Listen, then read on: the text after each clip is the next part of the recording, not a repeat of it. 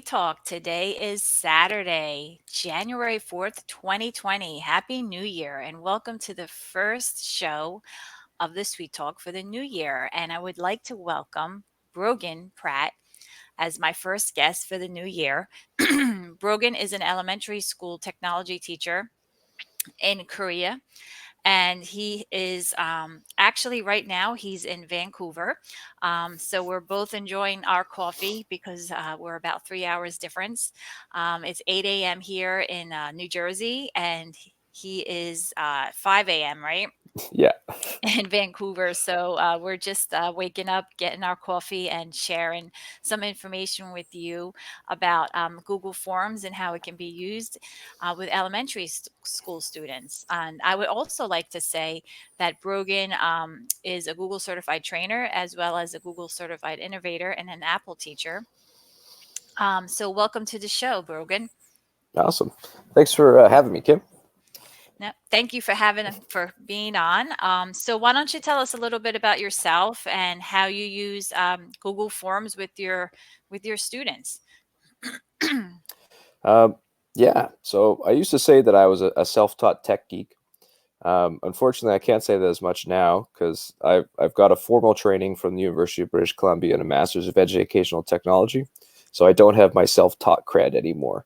Um, but yeah, uh, I find that I love using Google Forms as a data pulling system, especially with elementary kids. I find that Google Forms, people use like SurveyMonkey and things like this, but Google Forms is absolutely fantastic, especially with elementary kids.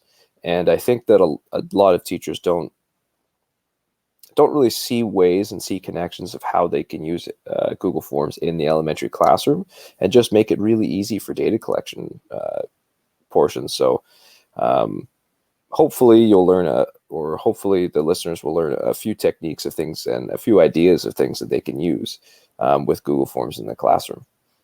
Yeah, I mean, I love Google Forms. I use it all the time. Hmm. So like for me, I can't understand why people don't use them.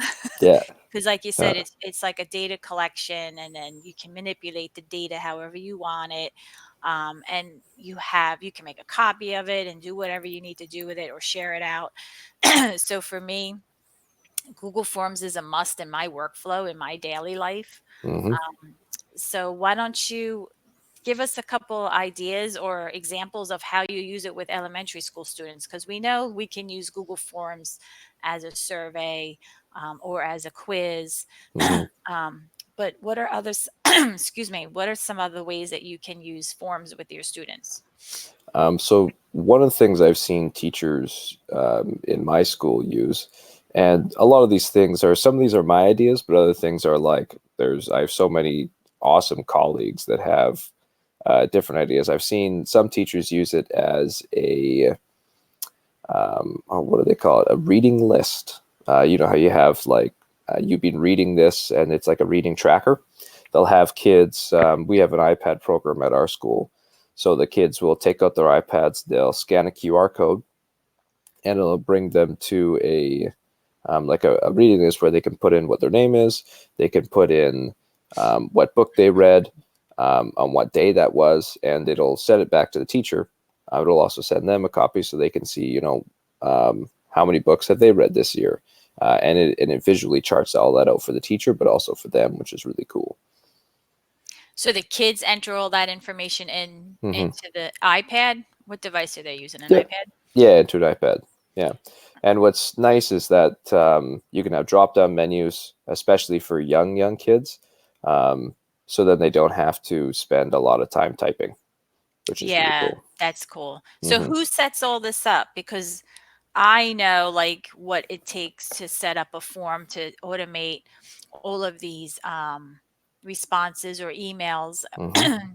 So who sets that up for the teachers? Do the teachers do that, or does is there like a tech person that does that? It would be the teacher setting that up, so it's actually not as difficult as you think. If you just take a look at my screen, Okay. um, I can go over to my form. I can say that this is a like a finite or That's a reading log. That's what they call it. So Reading it's a good logs. Yep. reading log. Be like, what is your name? Google will automatically, guess what it is your question is. So it automatically changes it to a short answer, which is sweet. And I could add it in, and I could be like, what book did you read? And then I'll change that into a short answer. And kids can do that. And that's like a really simple just reading log where I can just keep track of things that my students are doing when I send this out. And one of my favorite things to do after that is to just simply search for a QR code generator. Use qrcodegenerator.com. Super easy. And all you have to do is just take your form. If I click send and go to my link, I can copy my link and then paste my link into the QR code generator. And I have a QR code here where if you were to scan this right now, you would get to my reading log here where you could just fill it out. Now, obviously, you'd probably want to add a few more questions, whatever it is that you personally like to keep track of in the reading log. But the really nice thing about using Google Forms is that it automatically tracks date, it automatically tracks email. So the kids don't have to put that stuff in, especially with younger kids where it starts to take a lot more time to be able to do that. Yeah, definitely. So what else does so the teacher actually creates a response sheet, right? Yeah. So all the responses go into a spreadsheet. Oh, And then is there oops, yeah. Just went a little crazy there. are you done sharing your screen? You want me Yeah. to take Yeah. okay. I can go back when I need to. There we go. Mm-hmm. And then so you mentioned before that emails get generated from the entries Mm-hmm. and get sent out. So who receives the emails? So when the teacher sets the form up, they can either have like uh, send a copy to the student, and of course, this works best if they have G Suite accounts. But a lot of schools do have G Suite accounts, so mostly on their personal devices are already signed in. So the kids can get an email of their responses, but the teacher can also get an email if they get a response. Or if you're like me and you get 100 emails a day, you could turn off email responses and simply go back to the form to be able to check that once students have actually filled it out. Yeah, because I think in forms or in the response sheet, you Mm-hmm. can be notified like daily Mm-hmm. and get one email every day, I think it is, Mm-hmm. so that you can go in and check all of the new responses. You don't have to be notified for every single response that comes in Yeah. because Yeah. that could flood your inbox real quick. Mm-hmm. Mm-hmm. Yeah. So, and I like that your teachers connect it to a QR code for the read and log. I Mm-hmm. like that idea a lot. I think QR codes are really sweet, and like they were super cool and hip when they first came out, and now they're kind of like moving in out of transition to these like Bitly links, and they're not as cool. Uh, just speaking of Bitly, a really cool alternative I found for a link shortener was gg.gg. Way Oh, faster than using Bitly. I have to write that one down. What is it called again? G. gg.gg. Okay. So if you share my view my screen again, so there's Bitly, but gg.gg is literally gg period gg, and then you put in whatever your URL in. So let's shorten my reading log one again, and let's shorten that, and I get gg.gg. And so all you have to do is just go gg.gg slash whatever this is. And what's great is that in Bitly, you have to uppercase and lowercase matter. So if I were to go to gg.gg slash G6863 or G6863, they would both get me to that Google form. Oh, okay. But All in right. And it, that's yeah, Bitly, it's case mm-hmm, sensitive. yeah. Oh, that's good to know. I didn't know about this. Now, can you put, I guess, can you put read and log in there instead of the Well, numbers? yep. So if I were to put my reading log in there, shorten the URL, this gets me there. So if I were to copy that and paste that in, it would But send me you up to my but reading log. you can't take out like in Bitly, you can actually customize the link. So if I Hmm. wanted to, I can say the reading log, like Yep. bit.ly/, the reading log. Can you do that with this? Yep. I could do that. So I can paste, or sorry, I need to go back and copy my reading log again. So I'll get my reading log link. I'll copy it. I'll go back up to gg.gg, put in my reading link. I can tap customize link, and I'm going to say like KIS reading. I can shorten my URL. And now if you go to gg.gg/KIS reading, so let's do that. gd.gg/KIS reading. It brings me to my reading log. Nice. Yeah, it's I'm gonna have to check that out. yeah. I just find it gg.gg is far easier for kids to type in than it is for bit.ly / all of these uh, Yeah. really important case sensitive things. Yeah, because Hmm. even adults have a hard time with Yeah, Bitly sometimes. Because when yes, I'm they do. doing PD, and I put the link up there using Bitly, is it lowercase? Is it Hmm. uppercase? Hmm. I'm like, "Nope, you have to type it in exactly the way it appears." Yeah, But yeah. that's actually nice. Who created that shortener? Perfectly honest, I'm not 100% sure who created that. So I'd have to look into that for you. Well, that's not important. I Yeah. I mean, because I was using, goo.gl, and, Hmm. that's not gonna be available, or Yeah. it's gone already, so Hmm. I switched over to Bitly, but this one is actually nice because I like that it's not case sensitive. Hmm. Yeah. So, thanks for sharing. That's a good one. Thanks, Brogan. Yeah. That's a good little tidbit. Yeah, Um, definitely. on other things that I've done, just on surveys, um, I find that having elementary kids create their own surveys is also quite useful. So not a lot of kids have used Google Forms before. So I like to use Google Forms like with grade twos or grade ones. I actually have them create their own forms in order to get some data collection. And what are they creating it for? So we have something in our school. We call them TDUs. Of course, in educational spheres, there's so many acronyms. They're transdisciplinary units, but essentially, if you've heard of a cross-curricular unit, it's very similar to the same thing. So for the way that we teach, it's essentially there's like some sort of broad theme or some sort of broad enduring understanding that the homeroom teacher is working on, that the specialist teachers are working on. So like music and art and technology and design and science, they'll all kind of be working together with the same grade around this same kind of enduring understanding. So one of the enduring understandings for grade twos this year was that um, having stronger self-awareness helps me better understand myself and others.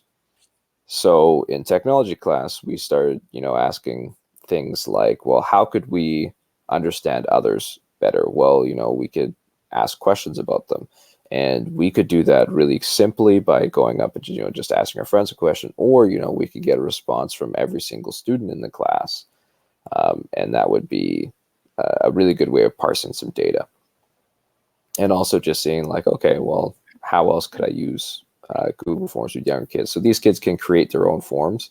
And you wouldn't think that like a grade one or a grade two would have enough ability to go out um, and to be able to type all of this stuff, but they're a lot more capable than you would think, especially with dictation. Dictation, if you were to create a Google form on an iPad, uh, makes things really, really fast. Yeah, that's a good point to bring up as well. I think some teachers, they don't give them enough credit at that Hmm. age. So I definitely agree with you there. Don't underestimate your kids, right? Hmm. Definitely. So this one here that you're sharing is Yeah. self-awareness. Yeah. So basically, it was just like asking a couple of really simple questions for kids, but it was a little bit twofold. It was let's have kids learn about Google Forms, but also let's have them learn some basic things about other kids, but in a really uh, broad manner. So this was really just open questions about, let's ask some questions to your classmates. Let's throw in some photos. Let's throw in some drop-down menus and some other things so that your grade twos can kind of know how to use Google Forms. So you can go out and do more advanced kind of data parsing. So like one of our other teachers is doing a big eco unit right now, where she sent out a like a recycling, um, where she's basically doing a unit on in Korea. There's a huge issue with plastic recycling, in that if you buy a dozen apples from the store, you're going to get a plastic bag, and each apple is going to be wrapped in plastic, and then there's going to be a twist tie on top of that.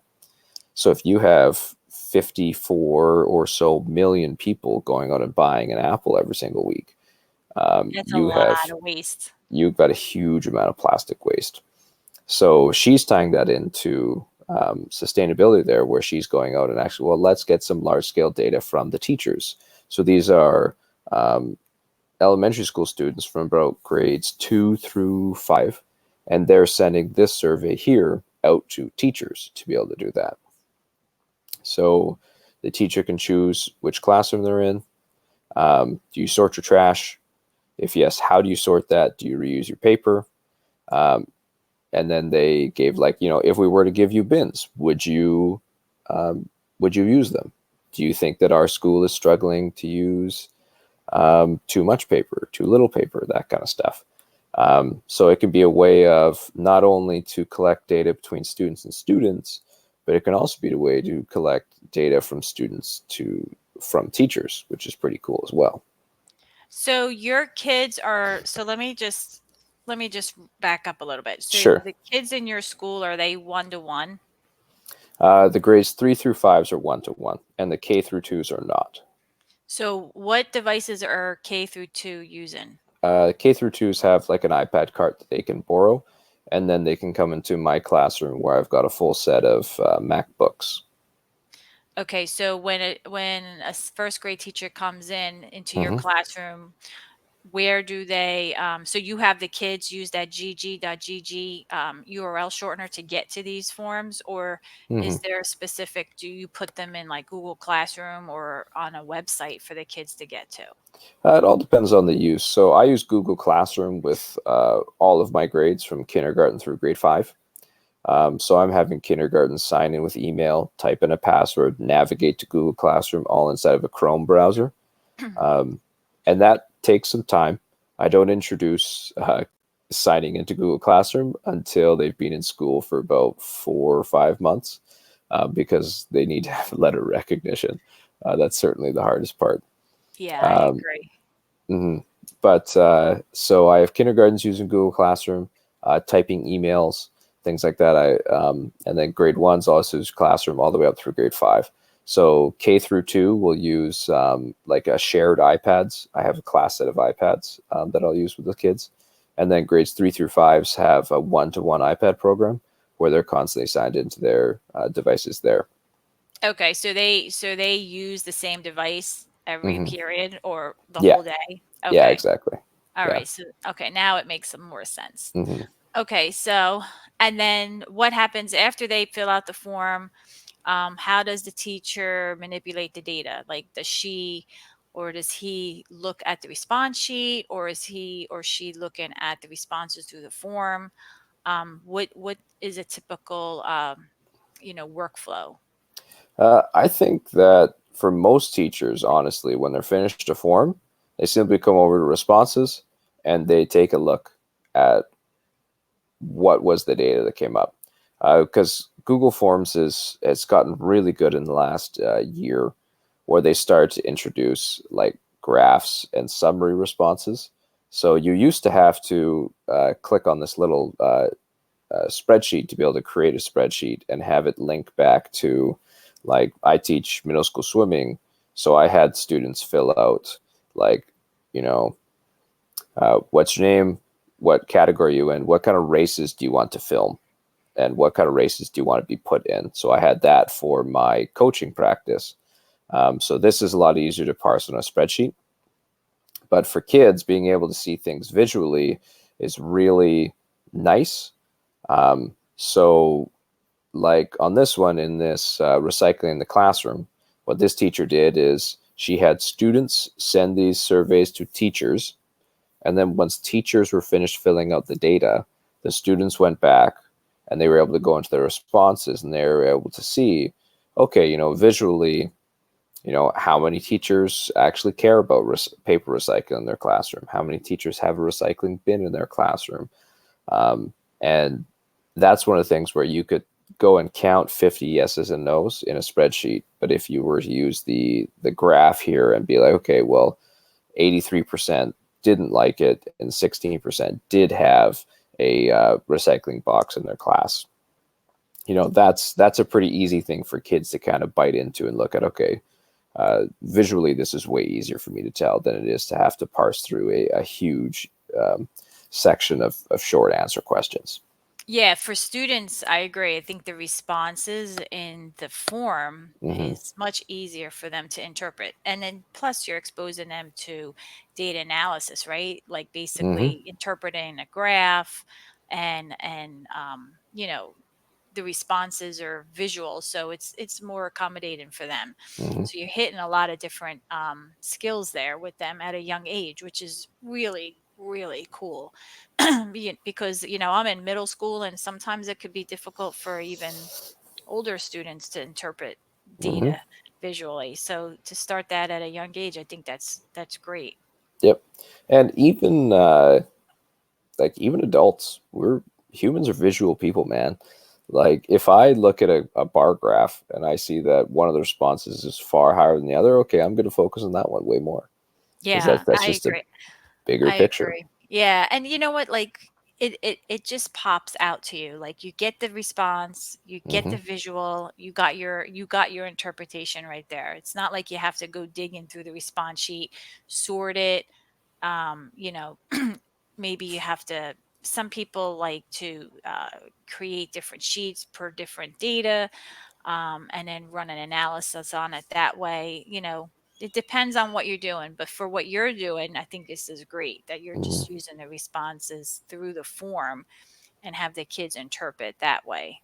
Yeah. That's awesome. That's awesome.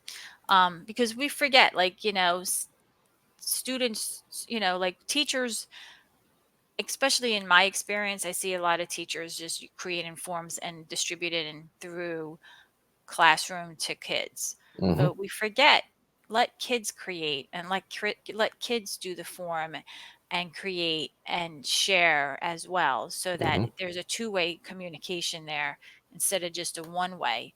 And then at that point, the kids they're hooked and they're engaged, and it's an Mm-hmm. ownership thing at that point, because at that point they care about the responses, and they want to see what people, right, want to see what people responded to and things along those lines, right? Am I right? Yeah. Totally. Yeah, I think that having kids create things is super important. Another thing I just thought about that I think is really handy with Google Forms is this idea of like exit tickets or exit slips, exit forms when you're finished an activity for the day and you want to double check that a kid kind of has their knowledge. I see a lot of teachers use like writing down on post-it notes and handing it in as a really quick thing. Going back to the QR code thing, especially if you have kids on a one-to-one device, um, you can create a Google form on an exit slip, and you can have them ask a question about what your lesson was for the day. So that question could be, um, what is 6 times 6? If you were, say, doing arrays or a multiplication table, you could insert an image of a 6 by 6 array here, and then the kids could simply put in their short answer. You tie this form onto a QR code, and then when kids are done and they're about to leave for recess, before you can leave, fill out this Google form, and you know they pop open the QR code, they open it up, they answer one question really quick, and then when they head out to recess, you can go to your responses and you can easily parse through, okay, how many of my students got this, how many students did not get this. You could even have a quick self-marking where if I come up to settings and I can make it this a quiz, it doesn't actually like make it a quiz, but I can add in an answer where if they did not answer 36, I can just do that really quick. And now I've got um, all those correct answers that I want. So when kids are done, um, they'd be able to see, okay, did you get it right? Did you get it wrong? And Google Forms can easily tell me, like, 75% of your kids got this answer right and 25% got it wrong. Okay, well, yeah, we can probably move on to the next scenario. And who do I have to spend a little more time with? Uh, Yeah, definitely. Yeah, and that and with Google Forms, it's nice too because you can give them feedback right in there.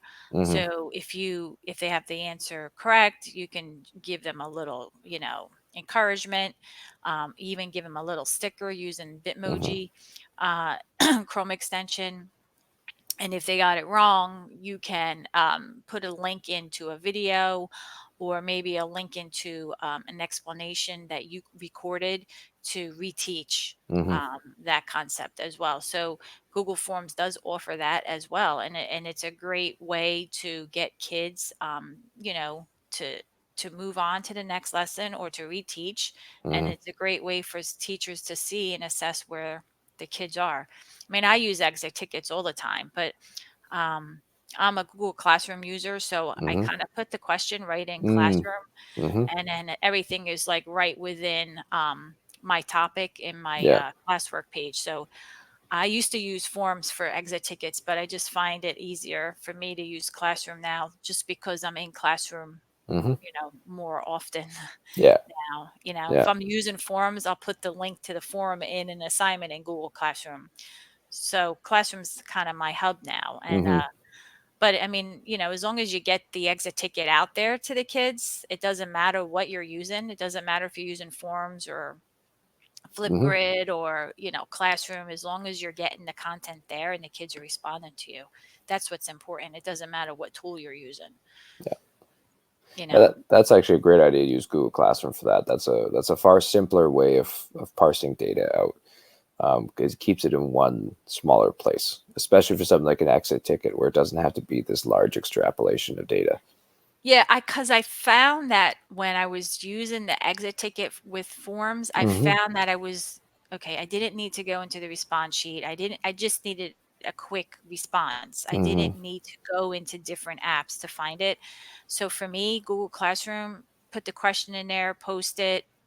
It was just simple for me to get to it rather than going into the response sheet, Mm-hmm. Mm-hmm. creating a form, going into the response sheet, linking the form to the assignment in Classroom. It was just too much for me. Yeah. So it was more Yeah. direct. It was too more direct for me. And then I kept having like all these different forms in my drive Mm-hmm. that I didn't really need. Yeah. So it just made sense in my workflow to have it built into the question type in Classroom, Mm-hmm. you know. But like I said, it doesn't matter what app you're using as long as you're still, you're still doing the exit ticket just to see where your kids are. That's what's Mm-hmm. important.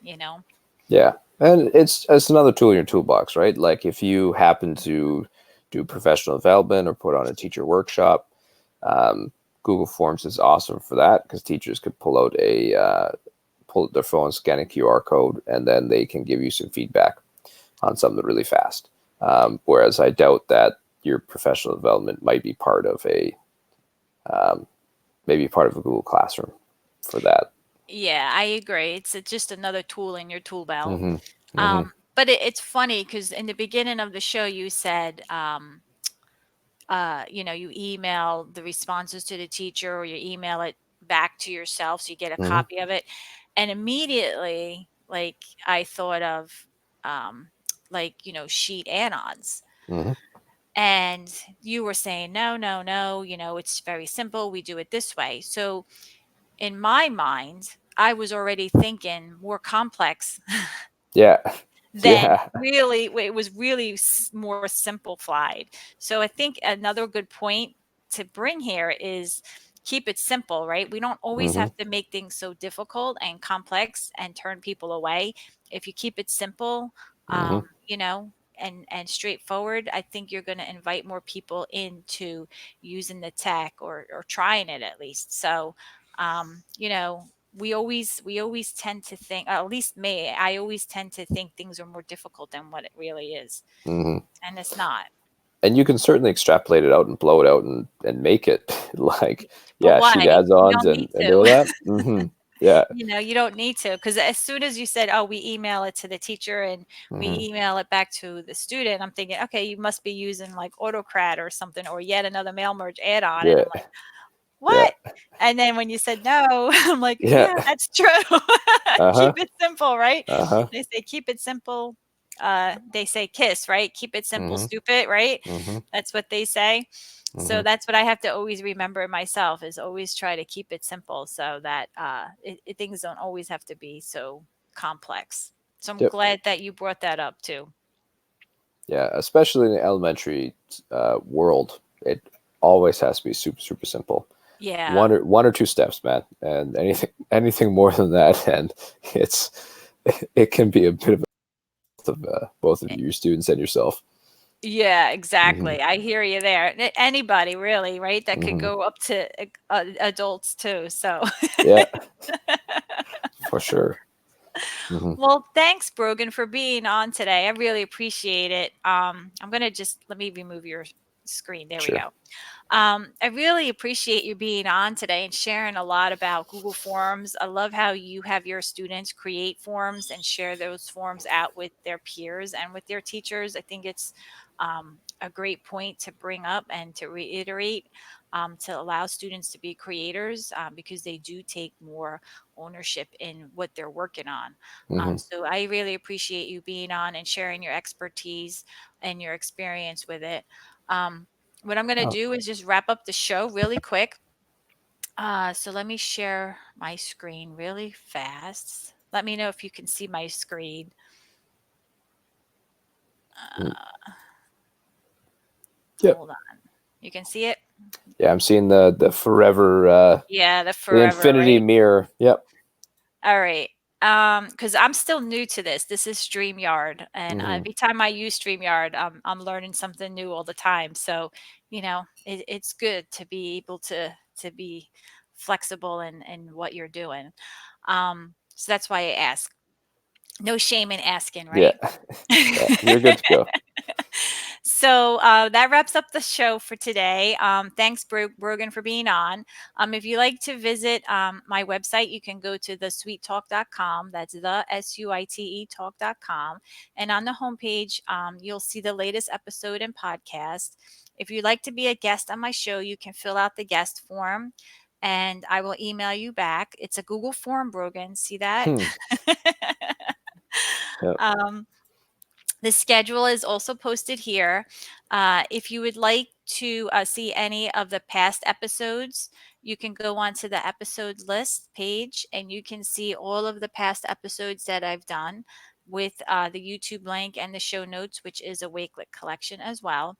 And please subscribe to my YouTube channel. You can join my Facebook group, follow me on Twitter, check out my blog, subscribe to the newsletter. And the Sweet Talk is also on Podbean, Spotify, Apple Podcasts, Google Play, and Google Podcast as well. So that ends the show. Let me stop sharing my screen. There we go. And that's basically it. So thank you so much for being on. I really appreciate you waking up early. Hmm. Um, I know I'm thinking, okay, it's like 10 o'clock at night Yep. in Yeah. Korea. And he's up, his day's almost done, and it was total opposite. Huh. But now you're done, so it's Yeah. all good. You could go back to sleep. Yeah. Big mistake on my part, but thanks for having me, Kim. That was fun. No, thank you so much, Brogan. It was nice meeting you. I'll Nice talk to meeting you you as well. soon. Goodbye. Bye.